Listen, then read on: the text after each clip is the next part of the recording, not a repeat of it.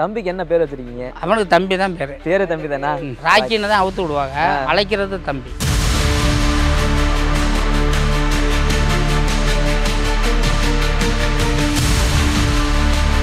பாரம்பரியத்தில் முன்னாடியே முன்னோர்கள் செஞ்சதை நாங்கள் செஞ்சுட்டு வரோம். எனக்கு வயசு 61 வயசாயிருச்சு. 11 வயசில் தான் ஜல்லிக்கட்டுங்கிற ஒரு இடத்துக்கு நான் அந்த இடத்துக்கு போய் சென்றேன்.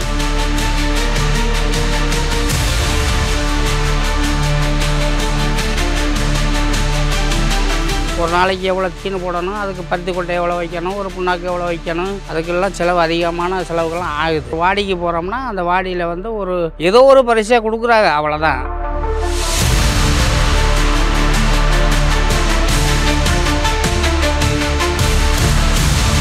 அந்த வன்னியவடி ஜல்லிக்கட்டுங்கும் போது எனக்கு வயசு 61ங்கும் போது அது 11 வயசில் தான் அந்த ஜல்லிக்கட்டு இடத்துக்கு போனேன். பணம் பாய்ச்சி 4 பக்கமும் கட்டுவோம். அப்போல்லாம் வாடிங்கிறது இடத்துக்கே இடம் இல்லை. 4 பக்கமும் க்ளோஸாக அப்படி கட்டி அதுக்கு ஒரு வாசப்படி மட்டும்தான் இருக்கும். அந்த மாடு அந்த வந்த வாசப்படியில் தான் திருப்பி போகணும்.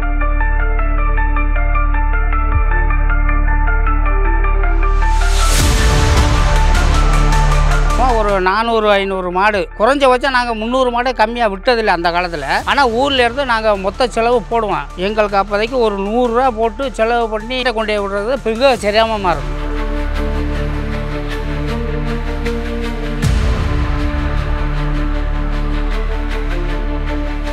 ஒரு பக்கத்தில் ஒரு மாடு விழுந்துருச்சு. உள்ளே இருக்கிறது திருச்சிக்காரன், 2வது இருக்கிறது நம்ம ஊருக்காரரு. கயிறு விட்டது நான் தான், அடுத்த கயிறு விட்ற நான் தான். டார்ச் லைட்டு, பெட்மாஸ் லைட்டு உடனே அட்டன் டயத்தில் எல்லாமே ஏற்பாடு பண்ணி கடாக்கில் விட்டாச்சு. மாடு உயிரோட்டை இருக்குது. பத்திரமா பாதை இந்த பாருங்க, இந்த மரத்தில் தான் வச்சு அதுக்கு வைத்தியம் பண்ணி அருமையாக சமயபுரம் மாடு ஜல்லிக்கட்டு சார்பில் உள்ள மாட்டு டாக்டர்கள் யாரையும் அழைக்கல. தனிநபர் ஒருத்தருக்கு ஃபோன் பண்ணி அவர் வந்தார். அதுக்குள்ள வேலைகள்லாம் பார்த்தாரு, ஊசியை போட்டார், வலிக்குள்ள மருந்துகள்லாம் கொடுத்தாரு. நைட்டு 10 மணிக்கு அந்த மாடு ஊர் போய் சேர்ந்து தீயணைக்கும் படம் அந்த இடத்துல வந்து ஒரு 5 நிமிஷம் தான் அந்த மாட்டை இழுத்தோம்ல, மாடு இப்படி மேலேருந்து இழுப்போம்ல, அப்போ மட்டும் வந்து அவங்க கையை பிடிச்சி இழுத்தாங்க. இழுத்து போட்டு போட்டா அப்படி போயிட்டாங்க.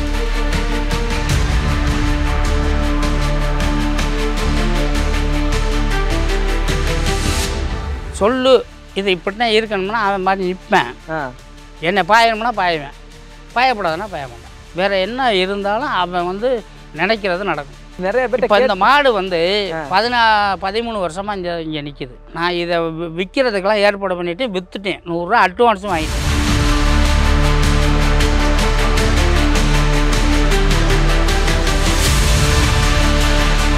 உணவுப் பொருள் போடும்போது அழைக்கும்.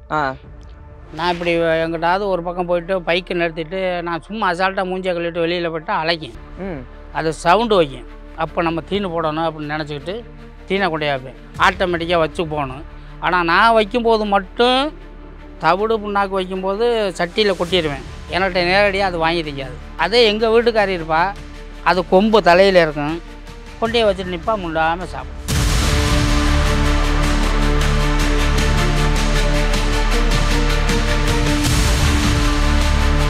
அந்த கம்பில் கட்டி இந்த கம்பில் கட்டிடலாமாங்கிற சந்தேகத்தில் தான் கட்டணும். அந்த அளவுக்கு மோசமான முரண்பாடாக உள்ளது. அறிவு 5 அறிவுங்கிறிய சாப்பாடு கேட்குது, உணவு எல்லாமே பண்ணுறான், தண்ணி வசதி எல்லாம் நம்ம மனிதன் சாப்பிட்ற மாதிரி தான் கொடுக்குறேன். ஆனால் எண்ணெய் மட்டும் அது வெறுக்கும்.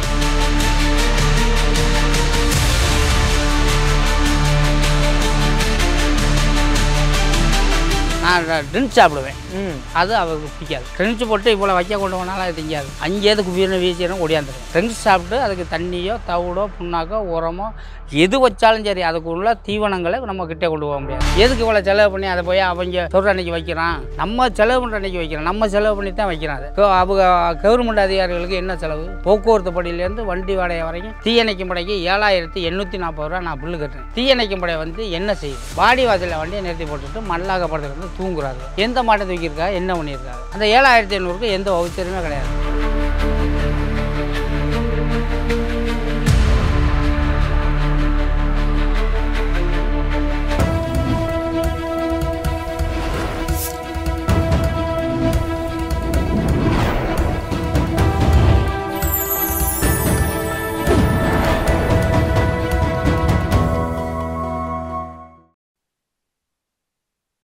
சேனல் 5 நெஞ்சங்களுக்கு வணக்கம்.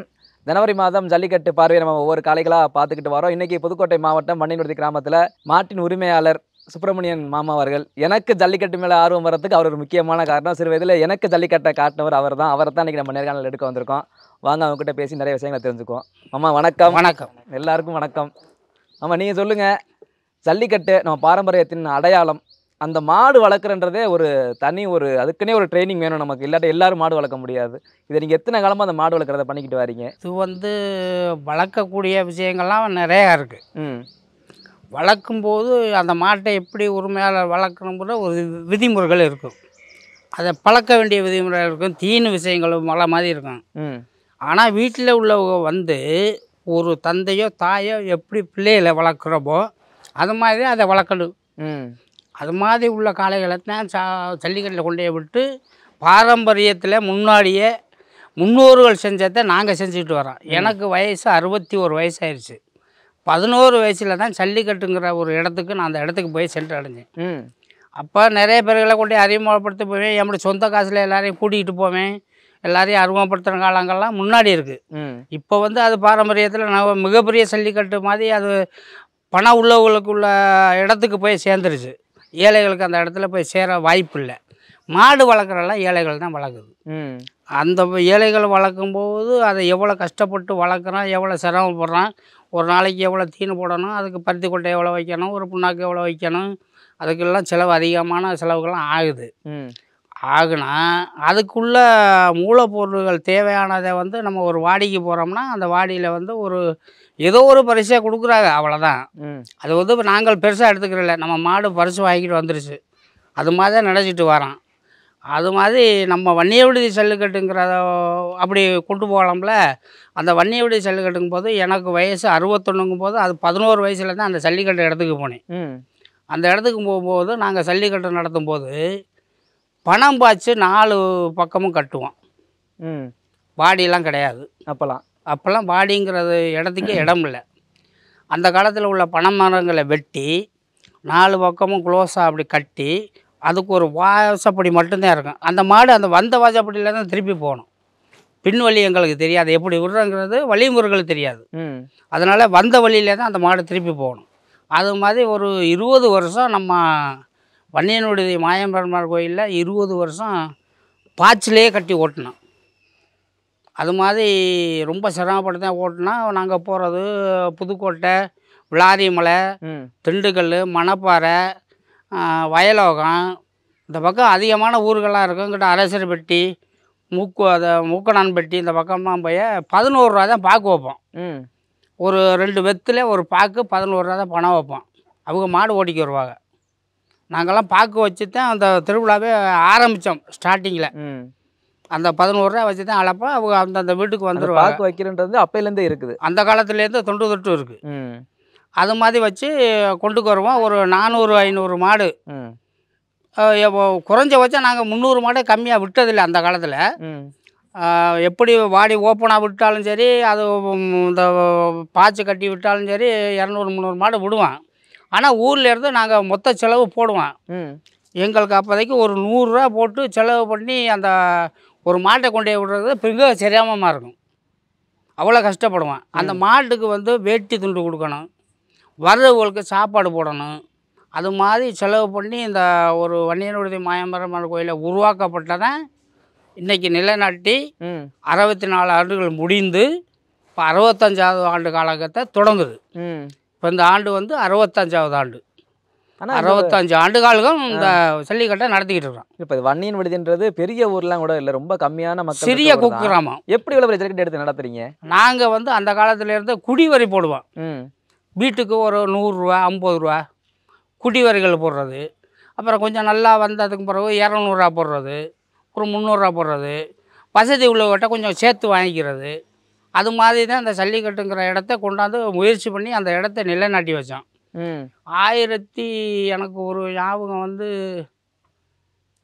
50ல் வந்ததாப்ப நாங்கள் அதை பெருசாக எடுத்துக்கிட்டோம். ஒரு பரிசு பொருளை வந்து நிறையா கொடுக்கணும், அதை வந்து நம்ம ஜல்லிக்கட்டை வந்து நிறையா பண்ணணும், அதை ஒரு வாடி வாசலாக அமைக்கணும் அப்படின்னு சொல்லி மாயம்பெருமாள் கோயிலேருந்து தெற்கால வந்து வடக்கு பார்க்க ஆரம்பித்தோம். பாடியெல்லாம் கட்டிட்டோம் கருங்கல்லாலேயே. ஆமாம். அப்போ பின்வாலியும் போட்டிருந்தோம். அதில் வர்றது டோர் சாத்துறது, முன்பக்கம் போகிறது. அப்போ ஓப்பன் டைப்பு தான். அந்த வாரி பேரிகார்டு அமைக்கிறது அந்த சிஸ்டம்லாம் கிடையாது.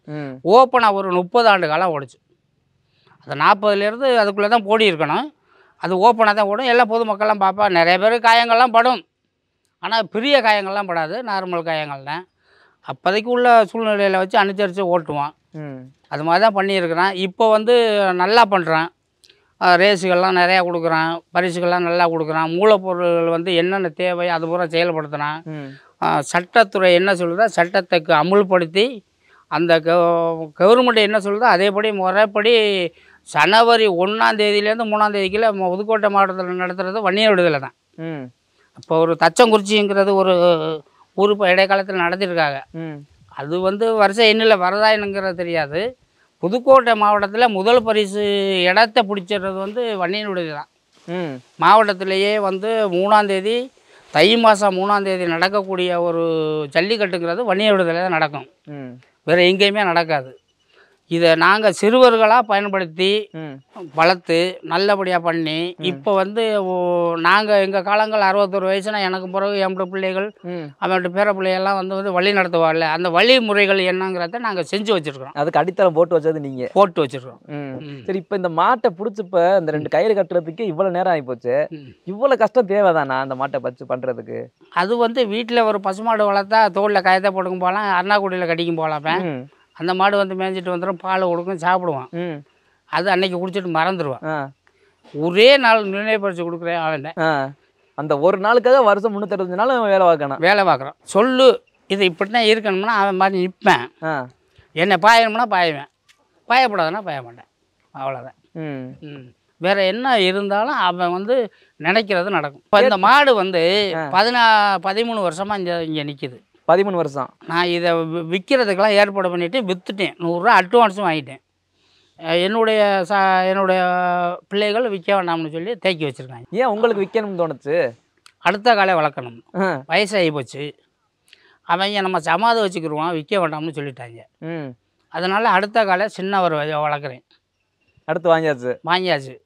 அந்த காலை அந்த வடக்கிட்டு நிற்கி பார்த்துக்கிறோம். இந்த 13 வருஷம் வீட்டில் ஒரு புள்ள மாதிரி இருந்திருக்கு. வாய்ப்பே இல்லை, அதுக்கு வாய்ப்பே இல்லை. இனி அவ்வளோதான். இல்லை, அது இப்போ பிள்ளைகள சொல்கிறத விட அதுக்கு அதிகமாக பாசம் வச்சுருக்கோம், 5 அறிவாக இருந்தாலும் கூட அப்படின்னு சொல்லுவாங்க மாட்டை.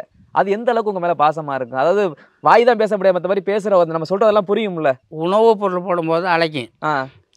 நான் இப்படி எங்கிட்டாவது ஒரு பக்கம் போயிட்டு பைக்கை நிறுத்திட்டு நான் சும்மா அசால்ட்டாக மூஞ்சியை கழிட்டு வெளியில் போய்ட்டு அழைக்கும்.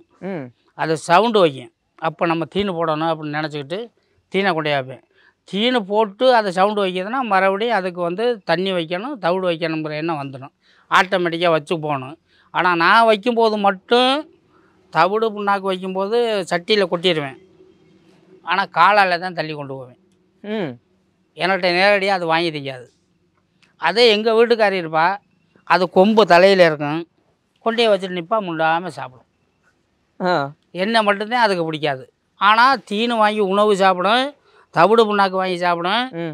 ஆனால் நேரடியாக கொண்டு போய் தண்ணி தவிடோ எதோ வைக்க முடியாது. அது எப்படி பெண்கள்கிட்ட மட்டும் அட்டாச் ஆகிக்கிறது மாடு? அது அதனுடைய விருப்பத்தை அவன்கிட்ட தான் கேட்கணும். என்ன பண்ணுறது? நான் தான் தொன்று தொட்டு எல்லாம் பார்க்குறேன். அவுத்து கூட ஒரு சில நேரம் அவங்க அம்மா இல்லாட்டியும் நான் தானே அவுத்து கட்டினேன். அந்த நேரம் எனக்கு விட்டு கொடுக்கும். ஆனால் பயந்துக்கு தான் இழுத்து கட்டணும். கையில் ஒரு கம்பு வச்சுக்கிறேன்னு, அந்த கம்பில் கட்டி இந்த கம்பில் கட்டிடலாமாங்கிற சந்தேகத்தில் தான் கட்டணும். அந்த அளவுக்கு மோசமான முரண்பாடாக உள்ளது. அறிவு 5 அறிவுங்கிறிய சாப்பாடு கேட்குது, உணவு எல்லாமே பண்ணுறான், தண்ணி வசதி எல்லாம் நம்ம மனிதன் சாப்பிட்ற மாதிரி தான் கொடுக்குறேன். ஆனால் எண்ணெய் மட்டும் அது வெறுக்கும். நான் ட்ரிங்க்ஸ் சாப்பிடுவேன், அது அவருக்கு பிடிக்காது. மாட்டுக்கே பிடிக்குதில்ல. மாட்டுக்கே பிடிக்காது. ட்ரிங்க்ஸ் போட்டு இவ்வளோ வைக்க கொண்டு போனாலும் அது திங்காது. அங்கேயே குபீரனை வீசிடும், ஓடியாந்துருவேன். ட்ரிங்க்ஸ் சாப்பிட்டு அதுக்கு தண்ணியோ தவிடோ புண்ணாக்கோ உரமோ எது வச்சாலும் சரி அதுக்கு உள்ள தீவனங்களை நம்ம கிட்டே கொண்டு போக முடியாது. காலையில் அழைக்கும் போய் முண்டாமல் வாங்கி சாப்பிடும், 11 மணிக்கு வாங்கி சாப்பிடும். இந்த சாயந்தரம் சாப்பாடு நம்ம வைக்க முடியாது, அவங்க வீட்டில் தான் வைக்கணும். இப்போ இது நம்ம வெளியூரில் காட்டிலும் உள்ளூரில் இருக்கும்போது ஒரு பெருமையாக இருக்கும்ல, உங்கள் பேரை சொல்லி மாட்டை அவுத்து விடும்போது. ஆமாம், அந்த பெருமைக்காக மட்டும்தான் மாடு வளர்க்குறதா? அந்த பெருமைக்காக தான் வளர்க்குறது. இப்போ என் வாடியை பொறுத்தளவில் இந்த ஊர் வாடின்னு இல்லை, வன்னிய விடுது வாடியில் விட்டு நாங்கள் அந்த மாட்டை நாங்கள் திருப்பி தேடுறது கிடையாது. இது வரைக்கும் இந்த மாட்டை நாங்கள் தேடினதே கிடையாது. வாடியில் அவுக்கிறதோட சரி, நாங்கள் தேட மாட்டோம். அவன் வீட்டுக்கு வந்துடுவேன், நேராக வீட்டுக்கு வந்துடுவேன். கல்லாலங்குடியில் விட்டுருக்குறான், நம்பக்கோட்டை, பம்பலில் விட்டுருக்குறான், கோயிலூரில் விட்டுருக்குறான். அதெல்லாம் வந்து தேடி தான் பிடிச்சிக்கு வருவான். ஆனால் 2 நாள் ஆகும், எவனையாவது படுத்துருப்பேன். பக்குவமாக கொண்டாந்து வீடு சேர்த்துருவான். தேடித்தான் பார்ப்போம், எந்த பிரச்சனையும் இல்லை. அவன் சாப்பிட்டு அவன் எவனையோ தனியாக குடிச்சிட்டு கிடப்பார். ஆனால் நம்ம போய் தம்பின்னு ஒரு வார்த்தை சொன்னால் போதும், படுத்திருந்தாலும் எந்திரிச்சு தலையை காமி. அப்போ டக்குன்னு வந்து என் மயம் போய் அந்த மாட்டை பிடிச்சி கயிறு போட்டு கொண்டு வந்துடுவேன். அவன் போகிறே தான் வரும். நம்ம வந்து தம்பின்னு அழைச்சா அந்த குரல் என்னுடைய சொந்த குரல் கேட்டாலும் அவங்க அம்மாவோட குரல் கேட்டாலும் எந்திரிச்சிடுவேன். இப்போ இங்கே அதிகமாக தம்பின்னு அழைக்க மாட்டாங்க. நாங்கள் 2 பேர் தானே தீனு வைக்கணும். நாங்கள் தம்பின்னு அழைக்கும் போது டக்குன்னு எந்திரிச்சு பார்ப்பேன்ப்பா. எவ்வளோ இருட்டு செடிக்கில் கிடந்தாலும் அவனுடைய முகத்தை காமிச்சிடுவேன். அந்த நேரம் பார்த்து நம்ம பசங்கள்லாம் போயிட்டு கயிறு போட்டு கொண்டு. தம்பிக்கு என்ன பேர் வச்சிருக்கீங்க? அவனுக்கு தம்பி தான் பேர். பேரு தம்பி தானா? ராக்கின்னு தான் அவுத்து விடுவாங்க, அழைக்கிறது தம்பி. பசங்க கூப்பிட்றதா ராக்கின்னு ராக்கின்னு தான் கூப்பிடுவாங்க. அங்கே விடும்போதும் ராக்கின்னு தான் சொல்லி விடுவாங்க. ஆமாம். இப்போ இந்த ஜல்லிக்கட்டில் நிறைய பேர் மாடு வச்சிருக்காங்க. சொல்கிற என்ன கஷ்டம்னா இந்த டோக்கன் போடுறது, இந்த அரசு அதிகாரிகள் ரொம்ப வந்து நம்மளை போட்டு ரொம்ப அலக்கழிக்கிறாங்க. அங்கே மாட்டுக்கு பிடிக்க கொண்டு போகிற இருந்தாலும் தெரியல, டோக்கன் ஆன்லைன் நிறைய அடுத்தடுத்து விதிமுறைகள் வந்துகிட்டே இருக்குன்னு சொல்கிறாங்கல்ல, அதை நீங்கள் எப்படி பார்க்குறீங்க ஒரு மாடு வச்சிருக்கவரா? மாடு வச்சிருக்கிறத விட வந்து அனைத்து மாவட்டங்களில் இருக்கிறவங்களுக்கும் அந்த கருத்துக்கள்லாம் இருக்குது. புதுக்கோட்டை மாவட்டத்தை பொறுத்தளவில் நம்ம ஆலங்குடி சார்பில் நான் பேசிக்கிறது என்னென்னா, அந்த உள்ளூர் மாட்டுக்கு ஒரு விதிமுறைகள் இருக்குது, வெளியூர் வர்ற மாட்டுகளுக்கெல்லாம் ஒரு விதிமுறைகள் இருக்குது. இந்த இதை டோக்கன்னு ஒன்று கொண்டு போகும்போது அரசு அதிகாரிகளிடம் போய் சேர்ந்துருது எல்லாமே. கிராம மக்கள் வந்து நடத்துகிற நிகழ்ச்சி இது. ஒரு சின்ன குக்கிராமம், 300 வீடுகள் தான் இங்கே இருக்குது. 300 வீடு அந்த காலத்தில் 20 ரூபா போடும்போது 1440 ரூபா அந்த கிளர்க்குங்கிற ஒரு பாலகிருஷ்ணன் அவர் கணக்கு சொல்லுவார். அவ்வளோ தான் குடி வரி வரும். இன்றைக்கு 2 லட்ச ரூபா வரைக்கும் வரி வருது, 2.25 லட்சம் வரைக்கும் வரி வருது. அந்த 2.25 3 லட்ச ரூபா கொடுத்த கிராமத்துக்கு அந்த டோக்கன் கிடைக்கிறது இல்லை. இப்போ வந்து இப்போ அரசு அதிகாரிகள்கிட்ட போகும்போது மெய்யன் அந்த எம்எல்ஏலாம் இருக்கும்போது நானே மேடையில் பேச முடியாமல் மேடையில் ஏறக்கூடாதுங்கிற ஒரு வேகத்துலலாம் இருந்தேன். என்னுடைய அமைச்சர் தான், என்னுடைய இலாக்காவில் உள்ளவர் தான். இப்போ நான் அவரோட கட்சிக்காரன் தான். அவர் வந்து மேடையில் ஏறும்போது மேலே வாங்கன்னு சொன்னாங்க. நாங்கள் ஊர் மக்கள்லாம் ஒன்று சேர்ந்து அரசு அதிகாரிகள் நடத்துகிற நிகழ்ச்சி, நாங்கள் ஊர் மக்கள் போட்டு பணத்தை செலவு பண்ணிவிட்டு எங்களுக்கு ஒரு டோக்கன் கூட இன்னொரு வரைக்கும் 300 டோக்கன் வரல. 670 மாடு டோக்கன் போட்டிருக்காங்க. ஊருக்கு எந்த டோக்கனும் வரல. எல்லாமே போலீஸ் அதிகாரி, taluka office, RTO office, collector office, இன்னும் மற்ற மேலிடத்தில் எல்லாருக்கும் போயிடுச்சு. கிராம மக்களுக்கு அது வந்து சேரலை. அதுக்கு காரணம் என்னன்னாக்கா, நம்ம போயெல்லாம் மனு கொடுக்க சொல்கிறாங்க, கலெக்டர் ஆஃபீஸில் கொடுக்க சொல்கிறாங்க, கலெக்டர் ஆஃபீஸில் மனு கொடுக்குறோம். அவங்க தாலுகா ஆஃபீஸ் அனுப்புகிறாங்க, அப்புறம் ஆர்டி ஆஃபீஸ் போகுது, அங்கே போகுது, போட்டு எங்களை வந்து குறைஞ்சபட்சம் 10 நாள் இழுத்து விடுவாங்க. இந்த நிகழ்ச்சி நடத்த பர்மிஷன் வாங்க. ஒரு பேப்பர் இப்போ சென்ற ஆண்டு கொடுத்த பேப்பர் தான் திருப்பி கொடுக்க போகிறோம். அதே ஃபார்முலா தானே வர்ற ஆண்டுகளுக்கு அப்புறம் வரும். இவ்வளோ ஃபார்முலா மாறிச்சுன்னா அதுக்கு தகுந்த மாதிரி மாற்றிக்கிறாங்க. அதே ஃபார்முலா போயிட்டு வரும்போது ஒரு கையெழுத்து மிஸ் ஆகுனா திருப்பி ரீசன். அப்புறம் மறுபடியும் புது பாரம் தயார் பண்ணி அந்த ஒரு கையெழுத்துக்காக போகணும். இது மாதிரிலாம் அலக்கழிக்கிறாங்க. அது மாதிரிலாம் போகாமல் நமக்கு அரசு வட்டாரங்களை பொறுத்தளவில் கவர்மெண்ட் அளவில் நமக்கு இந்த சின்ன கிராமம் தான் 300 வீடு தான் இருக்குது. பெரிய பெரிய கிராமத்திலாம் நடத்துகிறாங்க, அதெல்லாம் ஒன்றும் பிரச்சனை இல்லை. இந்த 300 வீடு நடத்துகிறதுல வந்து தான் தை 3ஆம் தேதிங்கும்போது அதிகாரிகளுக்கு என்னென்னா, நாங்கள் அன்றைக்கி தான் தெளிவாக இருந்து வீட்டில் சாப்பிடுவோம் போவோம்னு நினச்சிக்கிட்டு இவங்க அந்த தேதியே விட மாட்டேங்கிறான்னு சொல்லி நம்மளை பயமுறுத்துறதுக்காக பண்ணுறாங்களா என்ன பண்ணுறாங்களே, சட்டத்திட்ட விதிமுறைகளெல்லாம் நிறைய கொண்டாந்து நம்ம வன்னிய விடுதி வாடியில் வந்து நிறைய சட்டத்திட்டங்களை கொண்டு வந்து வாடியில் என்னென்ன பிரச்சனை எந்த ஊர்லேயும் இருக்காது.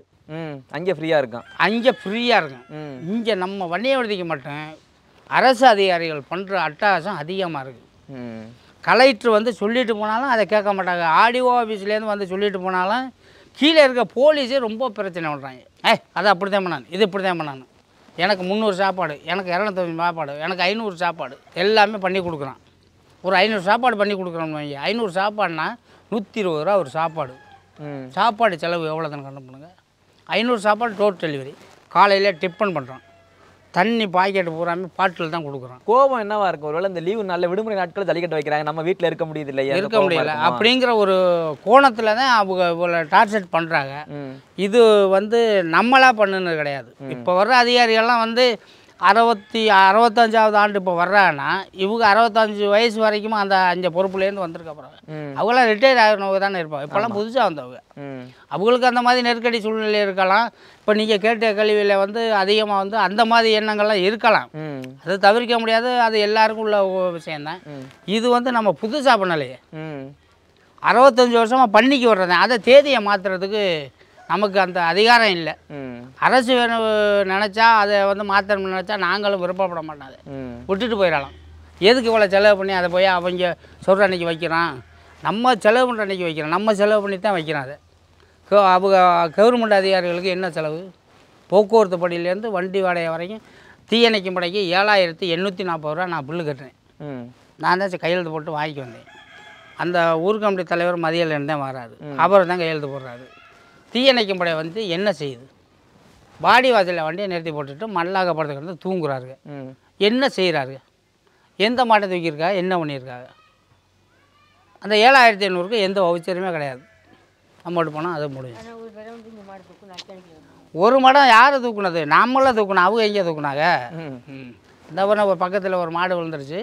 நம்ம ஊர் சார்பில் என்னுடைய சொந்த செலவுலேயே மாட்டை டெலிவரி பண்ணிட்டேன். அவங்க கடமையை வந்து அந்த இடத்துல பயன்படுத்தினாங்க. கயத்தை விட்டாங்க. உள்ளே இருக்கிறது திருச்சிக்கானே, 2வது இருக்கிறது நம்ம ஊருக்காரரு. கயிறு விட்டது நான் தான், அடுத்த கயிறு விட்ற நான் தான். டார்ச் லைட்டு, பெட்மாஸ் லைட்டு விட்டனே அட்டன் டயத்தில் எல்லாமே ஏற்பாடு பண்ணி கடைக்கில் விட்டாச்சு. மாடு உயிரோட்டை இருக்குது. பத்திரமா இந்த பாருங்க, இந்த மரத்தில் தான் வச்சு அதுக்கு வைத்தியம் பண்ணி அருமையாக சமயபுரம் மாடு. அது சமயபுரம்னு சொல்லுவாங்க. அது வந்து நம்ம சாமி பேரை சொன்னோம்னா கூட அது கூட வேறு ஆளுக்கு எதுவும் பிரச்சனை பண்ணுவாங்க. சமயபுரம்னு சொன்னாங்க. சரி, அந்த மாதிரி காவந்து பண்ணிருச்சு அப்படின்ட்டு அதுக்கு தகுந்த உரிய நடவடிக்கை. அதாவது நம்ம இதுலேருந்து எடுக்கலை, அது ஜல்லிக்கட்டு சார்பில் உள்ள மாட்டு டாக்டர்கள் யாரையும் அழைக்கலை. தனிநபர் ஒருத்தருக்கு ஃபோன் பண்ணி அவர் வந்தார். அதுக்குள்ளே வேலைகள்லாம் பார்த்தாரு, ஊசியை போட்டார், வலிக்குள்ளே மருந்துகள்லாம் கொடுத்தாரு, சுடு தண்ணி காய்ச்சி ஒத்தரம் கொடுக்க சொன்னார். இது அருமையாக இருந்துச்சு. நைட்டு 10 மணிக்கு அந்த மாடு ஊர் போய் சேர்ந்துருச்சு. தீயணைக்கும் படை அந்த இடத்துல வந்து ஒரு 5 நிமிஷம் தான் அந்த மாட்டை இழுத்தோம்ல, மாடு இப்படி மேலேருந்து இழுப்போம்ல, அப்போ மட்டும் வந்து அவங்க கையை பிடிச்சி இழுத்தாங்க. இழுத்து போட்டு போட்டா பிடிச்சி போயிட்டாங்க. உள்ளே இருந்தால் தீயணைக்கும் போயிட்டார், யாருமே கிடையாது. அவர் அந்த பாசத்தில் உள்ளே குதிச்சுட்டாரு. மாட்டு பொறைய போயிட்டாப்பேன். எனக்கு ஈரக்குளம் அடி போச்சு. டக்குன்னு ஒன்றைய 150 அடி கயத்தை வீசிட்டேன். கண்ணு முன்னாடியே குதிச்சுட்டாரு போயிட்டு. ஆமாம், இவனை தானே பார்த்துக்க நிற்கிறேன். மாட்டோட போயிட்டாப்பேன். மாடு உயிராக இருக்குன்னு கேட்டேன். மாடு உயிராக இருக்கா? நீ நல்லா இருக்கிறியா? 2 பேருமே இப்போ நல்லா இருக்கேன்னு போடுறா காயத்தை தூக்கி. உடனே டார்ச் லைட்டு, இந்த சின்ன கயிறு எடுத்து ஒரு விஷயம் 10 அடிக்கு ஒரு டார்ச் லைட்டு கீழே கட்டி விட்டு போட்டு ஒளி கொடுத்தாச்சு. அப்போ நல்லா தெரியுது, ஆரோக்கியமாக இருக்குது. கயத்தை போட்டு இந்த ஆரேசி மரம் ஒரு 4 மரத்தை வெட்டி போட்டு மரத்து வழியாகவே வயக்காட்டில் வச்சு ஆளுகளாகவே இழுத்துட்டான். அந்த நேரம் அவங்களும் வந்து உதவி பண்ணாங்க தீயணைக்கும் படை. அது மட்டும்தான் எனக்கு தெரியும், வேறு வழியில் இல்லை. மற்ற அதிகாரிகள் பூராமே வந்து அவங்க வரிசை சேர போட்டுக்கிறது. இப்போ கால்நடைத்துறை வந்து மாடு ஓடி ஏதாவது காலோ கையோ ஒடிஞ்சா தான் அதை பார்க்க போகிறாங்க. மனிதர்கள் வந்து ஜல்லிக்கட்டில் வந்த விழாக்குழுவிலேருந்து யாரும் கீழே விழுக போகிறது கிடையாது. மாடுபிடி வீரர்கள் இருக்கிறான்ல, அவனை வந்து அப்போவுமே ஏற்றிக்க போகிறாரு. டக்குன்னு சும்மா ஓச்சாந்திக்கு ஒரு காலில் போடுறது, நெஞ்சல் போடுறது, உடனே மெடிக்கலுக்கு ஏற்று, திருச்சி ஏற்று, தஞ்சாவூர் ஏற்று. ஒரு சரியான ஒரு இது கொடுக்கணும். ஒரு காலில் ஒரு தையல் போடணும்னா அதுக்கு தந்த டாக்டர் தானே இங்கே வரணும் ஜல்லிக்கட்டுங்கிற இடத்துக்கு. உடனே நீ இந்த மெடிக்கலுக்கு போ. இப்போ புதுக்கோட்டை இருக்குது, இப்போ நடைமுறையில் உள்ளது. முன்னாடி தஞ்சாவூர் போ, இல்லைன்னா திருச்சி போ, இல்லைன்னா மதுரை போன்றுவார். அது மாதிரி மருத்துவத்துறை இருக்குது. கால்நடைத்துறையை பொறுத்தளவில் அவங்கள பற்றி பிரச்சனையில் அவங்க நீட்டாக தான் பண்ணுறாங்க. இந்த வருஷம் ஒரு கால் ஒடிஞ்சு வச்சு உடனே வண்டியை கொண்டே வச்சு மாட்டை தூக்கி காலெலாம் கட்டி அதை திருப்தியாக அனுப்பி விட்டாங்க. கால்நடையை பொறுத்தளவில் கால்நடைக்குள்ள மருத்துவம் அவங்க முறையாக பார்க்குறாங்க. வேறு என்னென்னா அந்த நம்ம கிராம மக்களை போட்டு வதை பறிக்கக்கூடாது. எனக்கு இந்த பிராஞ்சுக்கு தண்ணி வரல, அந்த பிராஞ்சுக்கு தண்ணி வரல, காலையில் டிஃபன் வரல, பாய்ஸாக வரவேற்புத்துறைக்கு தனியாக வைக்கிறோம், போலீஸுக்கு தனியாக வைக்கிறோம், வேறு பிடிஓவுக்கு தனியாக வைக்கிறோம், தீயணைக்கும் படைக்கு தனியாக வைக்கிறோம், மருத்துவத்துறைக்கு தனியாக வைக்கிறோம், கால்நடை மருத்துவர்களுக்கு தனியாக கொடுக்குறோம். அவங்களுக்கு வைக்கும்போது தண்ணி பாட்டிலாம் எல்லாமே அவங்க எங்கே பேக்கிங் வச்சிடறோம். அதுலேயே நீங்கள் ஒன்றும் செய்யலைங்கிற மாதிரிலாம் பேசுகிறாங்க. இதே அடுத்த ஒரு பஞ்சாயத்தில் ஜல்லிக்கட்டு நடக்கும்போது போய் பார்த்தா இவங்க போய் காசு கொடுத்து வாங்கியாந்து சாப்பிட்றாங்க. வன்னிய விடுதலில் மட்டும்தான் இது மாதிரி நடக்குது. ஆனால் மற்ற ஊரில் அவங்க காசு கொடுத்து தான் வாங்கி சாப்பிட்றாங்க. ஆனால் சாப்பாடு வந்து வருது, ஒரு பொட்டலம் கொண்டாந்து கொடுக்குறாங்க, தேடி பிடிச்சி வாங்கியாந்து எப்படியோ சாப்பிட்டுடுறாங்க. நம்ம பஞ்சாயத்தை பொறுத்தளவில் நம்ம ஊரை பொறுத்தளவில் நம்ம சொந்த ஊர்லேருந்து எல்லாமே நல்லா பண்ணணும். இந்த வருஷம் 2025 தச்சங்குறிச்சி ஆரம்பிச்சிட்டாங்க புதுக்கோட்டையில். ஆமாம் ஆமாம். இப்போ அடுத்து அலங்காநல்லூர், அவனியாபுரம், பாலமேடு, நம்ம ஊர் வன்னியன் விடுதி எல்லாமே அடுத்தடுத்து இருக்குது. இந்த வருஷம் ஜல்லிக்கட்டு எப்படி நடக்கணும், என்ன அரசுக்கு என்ன சொல்ல விரும்புறீங்க? நான் வந்து சொல்ல விரும்புகிறேன்னா இப்போ அவனியாபுரத்தில் கவர்மெண்ட் நடத்துகிற மாதிரி தான் நடத்துகிறாங்க. அந்த அவனியாபுரம் சரி அலங்காநல்லூரும் சரி எல்லாம் பண்ணுறாங்க. நம்ம மாவட்டத்தை பொறுத்தளவில் நம்ம கிராமம் மட்டும்தான் அதை செய்கிறோம். கவர்மெண்ட் அதுக்கு எந்த ஒத்துழைப்பும் இல்லை. கவர்மெண்ட் அதை ஒத்துழைப்பு கொடுத்தா நல்லாயிருக்கும். அமைச்சர் வந்து வாடி கட்டி கொடுத்துருக்காரு. வாடி வந்து இது மாதிரி தமிழ்நாட்டில் எங்கேயுமே அந்த மாதிரி ஒரு வாடி இல்லை. ஆமாம், அமைச்சர் மேலே முதல்ல அந்த மேடை வச்சு வாடி கட்டியிருக்கிறது. அது பெருமைக்கு உரிய விஷயம். அதுக்கு அமைச்சருக்கு அவர் காலில் விழுந்து வணங்குறத விட ஊர் சார்பிலே வணக்கம் சொல்லலாம். அதுக்கு அடுத்து இப்போ திருப்பி வந்து அவரையே நோண்டாத அளவுக்கு நம்ம கிராம மக்கள் செய்யணும்னு பரிசு போடுறதுக்கு நாங்கள் முயற்சி பண்ணிக்கிட்டு இருக்கிறோம். இது கவர்மெண்ட் வந்து எங்களுக்கு நிறைய இடைப்பாடுகள் இல்லாமல் செஞ்சு கொடுத்தா போதும். கவர்மெண்ட் தான் எங்களுக்கு அதை ஒத்துழைப்பு கொடுக்கல. என்ன ஓப்பனாக சொல்கிறதுக்கு மறைச்செல்லாம் பேசலை. கவர்மெண்ட் சார்பில் ஆர்டர் மட்டும் கொடுப்பாங்க. அந்தந்த டிபார்ட்மெண்ட்லேயே எங்களுக்கு இடைஞ்சல் கூட. அது மட்டும் ஒத்துழைப்பு கொடுக்கணும். அது ஒத்துழைப்பு கொடுத்தா நாங்கள் ஈஸியாக நடத்திடுவோம். அவங்களுக்கு கவர்மெண்ட்டில் உள்ளதை அனைத்துமே நாங்கள் செஞ்சு கொடுக்குறோம். அந்தந்த டிபார்ட்மெண்ட்டுக்கு செட்டு போட்டு கொடுத்துட்றோம். வரிசையாக எங்குமே செட்டு போட்டு கொடுக்குறோம். வருவாய்த்துறைக்கு தனி, காவல்துறைக்கு தனி, மருத்துவத்துறைக்கு தனி, அனைத்துமே தனித்தனியாக தான் போட்டு கொடுக்குறோம். எதுலேயுமே எந்த பாகுபாடும் இல்லை. நல்லா தான் செய்கிறோம். காலையில் டிஃபன் செய்கிறோம், மதியம் வந்து சாப்பாடு கொடுத்துட்றோம், சாயந்தரம் என்ன ஒன்று நாள் செய்கிறோம். ஆனால் விருப்பம் இல்லாமல் வந்து உட்காந்துருந்துட்டு ஒப்புக்கு இருந்துட்டு ஏதாவது பண்ணிவிட்டு போயிடுறாரு. எனக்கு கவர்மெண்ட் வந்து வன்னிய விடுதி ஜல்லிக்கட்டை பொறுத்தளவில் 65வது ஆண்டுங்கிறது வந்து இந்த புதுக்கோட்டை மாவட்டத்துக்கு நம்ம ஊர் ஜல்லிக்கட்டை தவிர வேறு எங்கேயுமே இல்லை. இது வரைக்கும் நீங்கள் தெரிஞ்சிருக்க முடியாது. எனக்கு வயசு 61 தான். ஆனால் 65வது ஜல்லிக்கட்டை நம்ம பார்க்க போகிறோம். ஒரு தொகையான இதெல்லாம் பண்ணுறோம். பரிசுக்கே வந்து 7 லட்சம் 8 லட்ச ரூபா ஆகுது. அமைச்சர் இல்லாமல் கொடுக்குற பரிசு மட்டும் 7-8 லட்ச ரூபா வருது. அமைச்சர் கொடுக்குற பரிசு, அப்புறம் அவர் விஜயபாஸ்கர் கொடுக்குற பரிசுலாம் நிறையா வருது. அதை இல்லாமலே நமக்கு இவ்வளோ வருது. வாடி கட்டுறதுக்கே வந்து 2 லட்சம் வருதுங்க. அந்த வாடி வாசல் பேரிகார்டு அமைக்கிறதுக்கு 2 லட்ச ரூபா வருது. செட்டு போடுறது, இங்கே போடுறது, ஒவ்வொரு அதிகாரி ஒவ்வொரு அதுக்கும் போர்டு எழுதி வைக்கணும். அந்தந்த லாக்காவுக்கு எவனை வைக்கணும்னு சொல்லி அதெல்லாம் கட்டி கொடுத்தா தான் அந்தந்த லாக்கா அங்கே போவாங்க. இல்லைன்னா எங்களுக்கு எங்கே இருக்குது அப்படின்னு கேட்க ஆரம்பிச்சிட்டாரு. அவ்வளோதான் கட்டி கொடுத்து இந்த வருஷம்லாம் அந்த லெட்டின் வசதியெல்லாம் கேட்டாங்க. இந்த வருஷம் நான் டைரெக்டாக போட்டு கொடுத்துட்டோம். பாடிக்கும் பக்கத்துலேயே அளவுக்கு பண்ணியாச்சு. எல்லாம் அருமையாக பண்ணியிருக்கிறோம். எல்லா வசதியும் பண்ணி கொடுத்தா தண்ணி வசதியும் பைப்பில் எந்த இடத்துல வேணும் முடிச்சுக்கிற மாதிரி செட் பண்ணி கொடுத்துருவோம். இப்போ 2025 தொடங்கியாச்சு. இந்த வருஷத்துலையும் உங்களுடைய ராக்கி வெற்றி மேலே வெற்றி பெற்று உங்களுக்கு பெருமை சேர்க்க சேனல் சார்பாக வாழ்த்துக்களை தெரிவிச்சுக்கிறோம். தொடர்ந்து பேசுவோம். வாழ்த்துக்கள்.